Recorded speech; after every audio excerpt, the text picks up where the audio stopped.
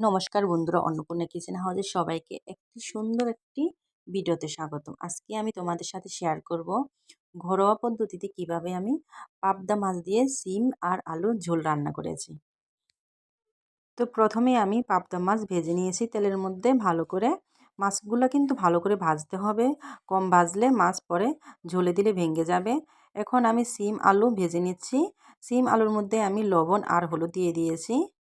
শীতকালীন যে কোনো সবজি খেতে ভালো লাগে, তার মধ্যে সিম হচ্ছে একটি অন্যতম সবজি।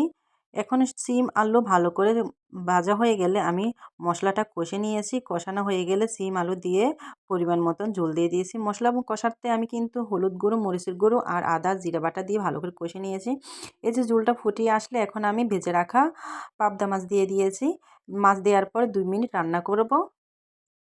এই যে মাছের পাতলা ঝোল রান্না হয়ে গেছে। ভিডিওটি ভালো লাগলে অবশ্যই লাইক, কমেন্ট, শেয়ার করবেন। ধন্যবাদ।